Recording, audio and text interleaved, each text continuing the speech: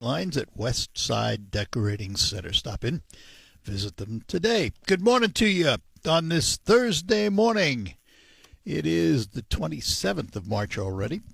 I'm Art Lewis. Nice to have you with us this morning. Later on after the 10 o'clock news, we'll have open phones. At 11 o'clock, we will hear about the Bay City Historical Society. But for this hour, we're going to start out talking about advocacy for children. And it has to do with the Midland Child Advocacy Center, and its executive director is with us this morning. He is Kevin High. Good morning, Kev. Good morning. Thanks for joining us.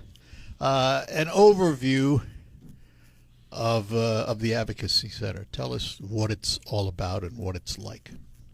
Yeah, so we do a lot of education in the community. So we focus in on prevention and making sure everybody understands what child abuse is, signs, symptoms, and ways to prevent it. We do car seat installations for families to make sure our kiddos are safe when they're traveling. We do safe sleep programming for new parents so they understand a good sleeping environment for their kids. And then on the intervention side, that's where we work with local law enforcement, prosecutor's office, child protective services to help give a voice to kids when there's been allegations of abuse and neglect. Do you do forensic interviews with the youngsters?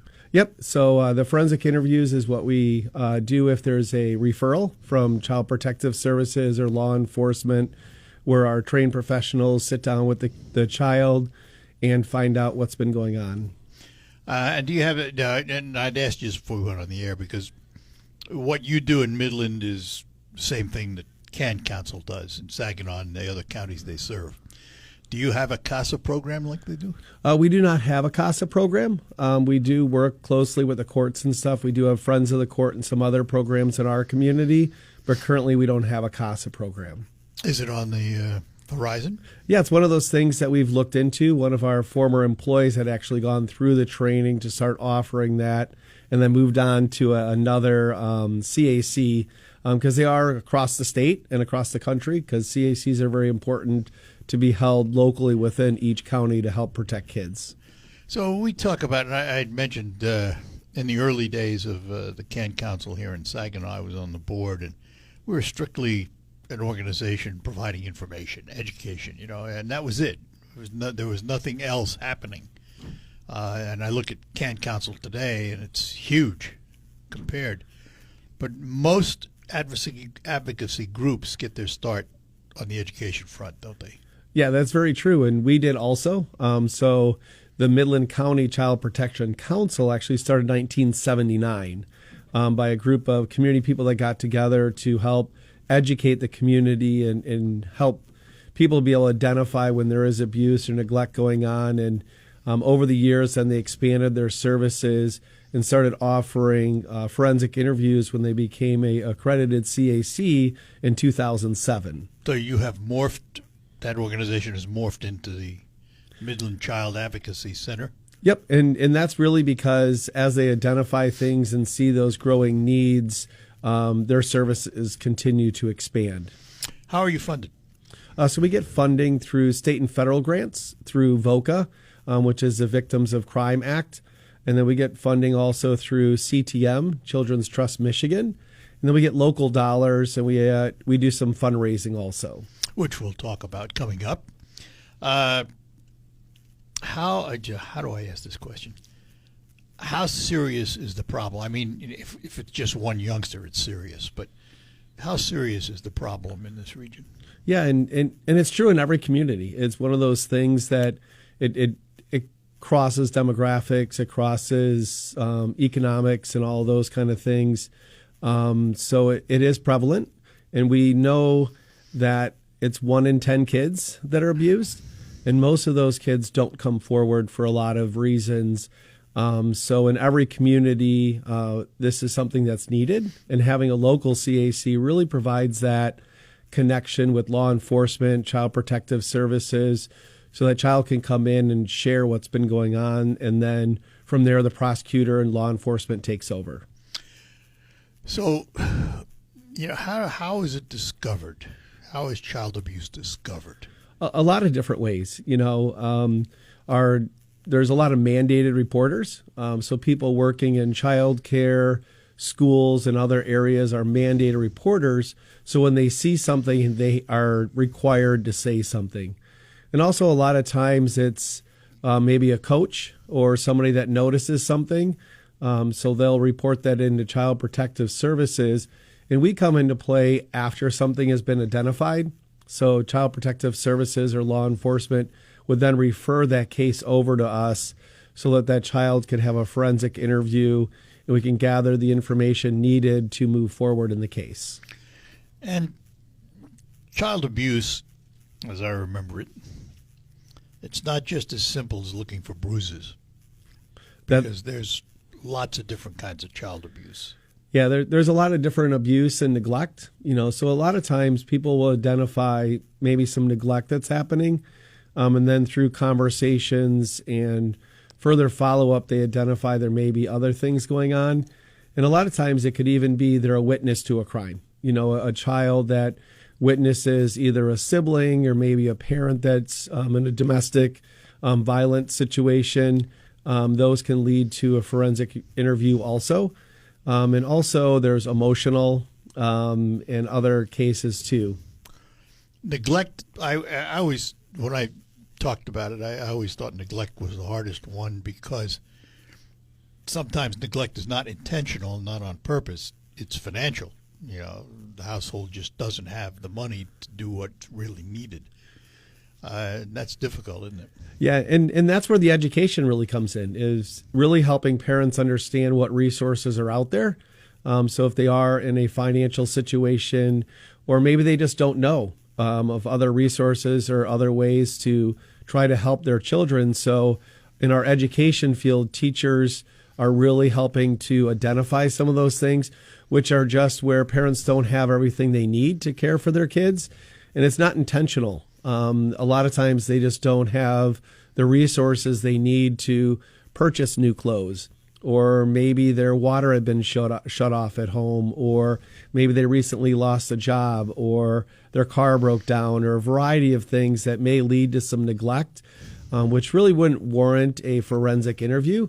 It would warrant maybe CPS stepping in and going, what resources do they need before it gets to a point where they need to do other interventions. Who decides that? That's really with CPS, Child Protective Services, and then working with law enforcement. Because when a call is made, CPS will go through central intake and then determine what the follow-up needs to be. And within 24 hours, they're looking into the case and then following up with that family to make sure they have the resources they need, and talking with the family and the kids to see what those next steps are. We're talking to Kevin High. He's the Executive Director of the Midland Child Advocacy Center. We will return with more and tell you about the Art and Advocacy Auction coming up May 1st. All of that is ahead this morning. Let me take a moment to talk about Quick Lane Freeland, right next to my car dealer, McDonald Ford. It's on the same property. Quick Lane Freeland is a one-stop shop for all of your routine maintenance. For any automobile, no matter what the make and model, they'll work on keep them in tip-top shape. And that includes oil changes and brakes and batteries and tires. And, of course, you've heard me talk about tires. We're still talking about it because people still stop in and want the deal. They are selling new tires just $5 over cost. And these are not off-brands. They're brand names: Michelin, Goodyear, BF Goodrich. Plus, you can save even more because some of these tires come with an additional $60 to $100 in rebates. There is extra for installation, including balancing and lifetime tire repairs. They have a wonderful customer lounge, which, by the way, they are expanding and doing some modifications on to provide an extra play area for children fairly soon. Free internet, free ice cream bars. Quick Lane Freeland, right next to McDonald Ford, my car dealer. And if you're in the market for a new or previously owned car, take a look at the great selection available at McDonald Ford. Quick Lane Freeland, next to McDonald Ford in Freeland. Progressive knows if you have to choose between... WW in studio with me is Kevin High. He's the Executive Director of the Midland Child Advocacy Center. We'll get back to some of the issues surrounding child abuse and neglect, but I asked about fundraising, and one of the ways you do it is to have an art and advocacy auction. So tell us about that, Kev. Yeah, that's coming up on May 1st. We partner with Creative 360, which is a local venue in Midland, to host our event. So it's a fun-filled event. We have a raffle. We get a lot of local artists. We have about 30 local artists that donate their art for our raffle, and then also so it is based on art then. Yeah, so it's a way to express feelings and stuff, and also to raise some money to support the services we do. And then we do a live auction. Jason Marsh comes in and does a live auction with us, so it's a professional show. It's fantastic. And we have food and drinks and stuff like a typical evening. And then we have local artists actually come and do a live painting during the event that's auctioned off at the end of the evening. And it's when? May 1st. What time? It starts at 5:30, goes till 8 o'clock, and tickets are only $30. Oh, wow. I was expecting to hear the big price, for all these things. Yeah, it used to be a higher price, and then we identify that we really want to get people there to learn about our organization, so that the ticket price doesn't limit individuals. And then while they're there, they spend a little bit of extra money on the raffle and Sure. the live auction. And then we really focus in on getting sponsors. And, where can tickets be had? On our website, midlandcac.org. And also on our social media. We're on Facebook and some of those places. So you can purchase your tickets online. And the evening, 2.5 hours roughly? Yep. Yeah. So it's come in, get some raffle tickets. We have a couple of keynotes during it. Kay and Jeff Wagner from My Michigan are our honorary chairs for the evening. And then Meg McLeod from WNEM is our MC for the evening. Ah, very good. What's corporate support like for organizations like yours? Yeah, so it's one of those things that changes yearly because corporations have a lot of organizations that they support. But we do get a lot of support in our community through our sponsorships, and then also our local civic organizations, Kiwanis, the Exchange Club, Rotary, and those organizations have been very supportive in the past of our organization. Like anything else, it takes money to run, doesn't it? I mean, Yeah. How big a staff? So it's we have 4 full-time staff, myself and 3 full-time staff, and then we have interns from SVSU and also from CMU that come in to learn, but also then support our services. And next year we're expanding that, so we'll have a master's level social worker from MSU also on our team.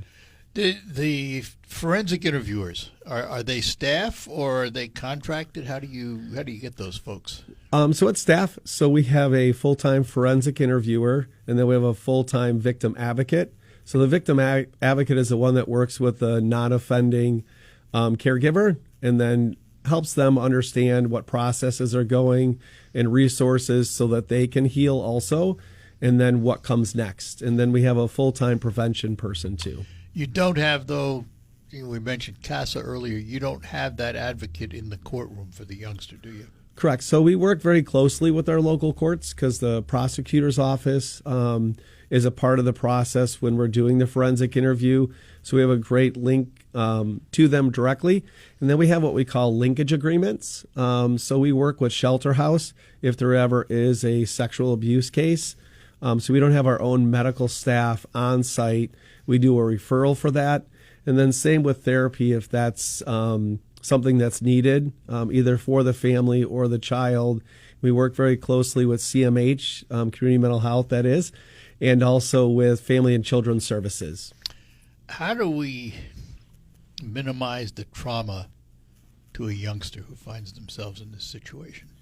Yeah, and there's a lot of pathways. One of the main ones is to listen and believe them and help them understand that it's never their fault. You know, whatever the case is, it's never that child's fault. And that's very important for that kid to be able to process so that they can start that healing. And then, you know, working with those family members or friends that are going to be caring for that child throughout this process and following up. And that's where that victim advocate or family advocate really comes into play of being that guidepost, you know, not doing the work for them, but helping them on that pathway to make sure that they're following up with their therapy or any other things that may come out of it. Have to believe, there's a couple of different types of folks you're dealing with here. The future caregiver, who's the loving caregiver and wants to take care of that child, that's one set of circumstances. I've got to believe that there's an adversarial relationship with some of the parents going in. Yeah, and it's hard because there's a lot of shame and guilt, because... particularly if they're the guilty ones. Yep, that part of it. And then also for that other parent or person that might be in the household that wasn't aware of what was going on, or in some cases they were, but they didn't want to believe it. So there's a lot of healing within that, because the vast majority of sexual and physical abuse is someone they know. So that trust is broken, and that's why it's very hard for the child and that parent to come forward, because it's going to cause other problems within the household or within the family. Yeah, it's, and I guess, and I always felt this way. I always felt it's hard to believe one parent could be an offender and the other parent would have no idea. Yeah. It just seems to me when you're living in that close quarter, you're going to see something that looks out of place. Yeah, and unfortunately, perpetrators do a really good job of grooming and getting that child to believe that if they say something worse may happen to them, or maybe a sibling, or maybe their parent. And also, it's with children, they don't really know what words to use. So when they do tell someone, they may not believe them because it seems so far-fetched, or it seems like they're making it up, that they don't understand how to process it. So a lot of times it goes to the wayside. They go, oh, you dreamt that, or that didn't really happen, or whatever that case is. So when kids talk, we need to really listen to understand and then find out what really did happen or didn't happen. So let's take a child who's been abused. Well, for the sake of argument, we'll just say it's typical of most, like somebody in the family did it. That child goes through a forensic interview. There's a trial for the offending adult. The trial is over. The adult, let's say, is found guilty. What happens to that child next? They've been traumatized. The trial isn't the end. What happens now? Right. So that's really where the wraparound services come into play, whether it's with Child Protective Services, so that they can help make sure that the right systems are in place for whoever is going to be caring for that child. And then also with ongoing therapy, so that child has somebody they can talk to, because in most cases, kids can heal and move forward. But they really need someone to stop and care for them and believe them and help them in that process, because it's not just one and done. It takes a long time for kids to be able to move forward, rebuild trust in family and friends. Is there financial help for that follow-through therapy? I mean, Yep. Who pays for it? Yeah, so there is. So some of the funding that helps support what we do also helps support families. So there's victims' crime dollars. So there's some financial support for those families to seek services, and then also ongoing support after a case may go to trial and that offending person goes to jail, or whatever those repercussions for those things are. So how long, if a youngster has been abused and it's a family member, there's going to be a trial and everything, how long does the Midland CAC have contact with that child? How long are they under your tutelage, so to speak? Yep. So typically, once a case is closed out, some of our direct services would kind of stop, but it doesn't mean that they can't reach back out to us and we can help them reconnect, because the process continues, as you said, and maybe the therapist that they were working with is no longer there, or they've moved out of the area and they go, I don't know anybody in this new county that I'm in. So we can help them connect with other services beyond what we initially do, just to make sure that family is getting the best services they can, and that somebody is advocating for them, through the whole process. Talking to Kevin Hise, the Executive Director of the Midland Child Advocacy Center, and we will return with more after these notes. Begic Nursery and Garden Center. For this Thursday morning, Talking to Kevin Heise. Kevin is the executive director of the Midland Child Advocacy Center. They have an event coming up on May 1st. We'll remind you of it in a little bit. Kevin, someone who finds themselves witnessing or suspecting child abuse and neglect, what should be their first move? If it's something that's happening currently, they need to call 911 and make sure that that child is safe. If it's something that they've heard, so it's like secondhand information, they should either reach out to law enforcement or they can reach out to Child Protective Services or the Central Intake. So there's a hotline that they can call. What is Central Intake?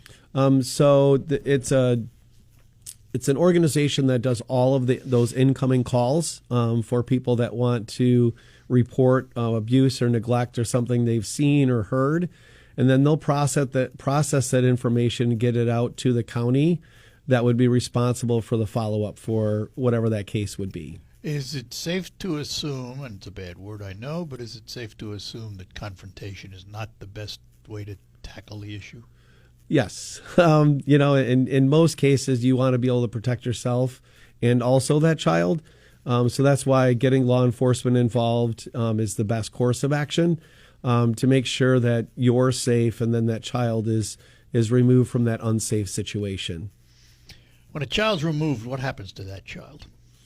So typically they work very closely with another family member that may not be directly involved in whatever that situation That's is. first choice, isn't it? Yes. Yeah. Their first choice is really working with somebody within the family because it's never their goal to remove that child from a family. That's the last case scenario. They really want to work with that family, figure out what's going on, wrap around the resources. But at the end of the day, to keep that child safe is the most important thing. How long does it take to get a child out of a home in a dangerous situation? I'm not sure on that. I wish I had an exact answer on that, but it's one of those things that law enforcement responds very quickly, and CPS has other mechanisms where they can get somebody out to the home rather quickly to make sure that that child is safe. Time is of the essence, isn't it, in some of these situations? Yeah, and it can escalate very quickly. Unfortunately, something as small as a child talking at the dinner table or acting up, not doing their homework, or throwing a tantrum could escalate very quickly into a very unsafe environment for that child and other people in the household. And don't be afraid to speak up. Yes, that's the most important thing. You're much better off if you make that phone call and it be unwarranted than not make that phone call and you should have made that phone call. Yeah, then it's too late. And typically, in a forensic interview, how long? So it varies. They're typically around an hour, though, because part of the process in that forensic interview goes through some training on how to conduct those interviews, but they're usually around an hour because they do some rapport building.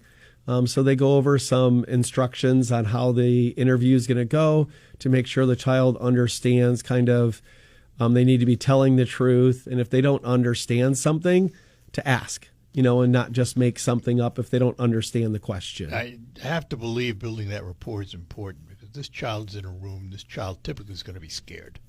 Yeah, and that's why we design our rooms on purpose to be more of like a warm home environment with comfy chairs and those things. And in our facility, in a lot of CACs, they have multiple interview rooms. So from right when that child walks in, they're in control. So they get to choose which room they want to go into for their interview. And it seems very simple, but it really sets the stage so they understand that we're here for them. And this is their opportunity to share, and we're here to listen to them and support them. I have to ask this. What's the burnout factor for people doing this kind of work? Yeah, there is a lot of turnover. A lot of people go into social work and into these positions, and they think, okay, I have all of the knowledge and all of the resources and those things, and I can turn it off when I go home. But it's very difficult. That's why I asked. It's very difficult. And so vicarious trauma, which is you absorb what other people have experienced, or they call it secondary trauma, a couple of different terms. So really it's those coping mechanisms that they go through a lot of trainings, and they talk with other staff, you know, so there's a lot of debriefing and just kind of, okay, let's just talk about this. I've heard it referred to as social work PTSD. Yes, and it's very true, you know, and that's why a lot of CACs and other organizations that deal with these types of things build in extra time off and some flexibility. So if it's been a really hard day, that staff can go home and maybe finish some of their paperwork in a different environment. All right, we'll take our last break and come back. We're talking to Kevin High. He is the Executive Director of the Midland CAC, Child Advocacy Center, and we'll remind you of their auction coming up, too. All of that is ahead. If someone has an interest and they think maybe they'd like to become a forensic interviewer, what's the process? Yeah, so a lot of times people that are going after a criminal justice degree or social work degree, it's something they can add on to their education. So there is a training that you can go to, whether you want to be a forensic interviewer at a CAC or even within CPS or law enforcement. And how long does that training take? It's a 3-day training, so it's a full 3 days. But typically people have other backgrounds in that area previously to going to that training.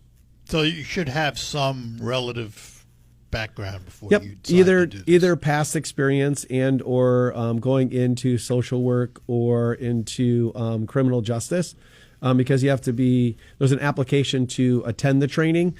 So the preference is really given to people that are already in the field as an added educational experience. And I have to believe there's a pretty extensive background check. Yes. I have to believe that. So let's talk for a minute about volunteers. Do you use them? Do you have volunteers? So we do have some volunteers, especially when it comes around our fundraiser. And then when we do community events, we like to get some volunteers out there. We have an event coming up for CAP Month, which is the Child Abuse. Yep. So Child Abuse Prevention Month is April. CAP Month. Okay. Yep. So we have a Loons game coming up. So we get local volunteers that help do face painting and help us with that event and a couple of other events during the summertime. But you don't have volunteers within the building doing any of the forensics or anything like Nope, that? not typically within other than our interns because of confidentiality and the work that we do. So we have to be very cautious of who comes in and out of our facility. But we do have volunteers in the community. We have a group of amazing ladies that make blankets, so they make blankets and donate them. So every kid that comes through for a forensic interview gets to leave with a blanket that was made by someone that really cares and wants that child to thrive. All right, so let's go back to May 1st now because that's a fundraiser for you. Yep. Art and Advocacy Auction. Tell everybody again what they're going to find when they come to this event for $30, which blows my mind to do it that inexpensively. Yeah, so we'll have food and fun. So the evening is going to include, we have local artists that'll be doing a painting during the event. And then that'll be auctioned off at the end of the event. Throughout the night, we'll have raffles. We'll have a couple of individuals talk a little bit about their experiences. Our honorary chairs are Kay and Jeff Wagner from My Michigan. And our MC is going to be Meg McLeod from WNEM. So it's going to be a fun-filled night with raffles and live auction and music. So it'll be a good time. And we'll even have a character drawer there so you can take home a little souvenir, too. And let's talk about your website.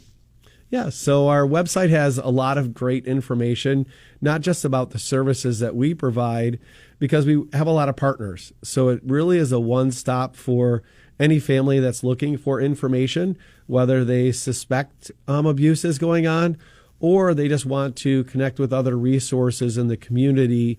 So it's a great place to go and also to educate your family on a lot of things, too. And again, the website is? MidlandCAC.org. And also on there, we do have an Amazon wish list and a way for individuals to make a donation if they want to support our services and programs. What types of donations do you need? Aside from money, everybody needs money. But yeah, so a lot of times when families come through either for our Safe Sleep program or car seat, they may just need some household essentials, basic hair products and those things. And then when kids come through for forensic interviews, sometimes it's an aunt or a grandma or somebody that may not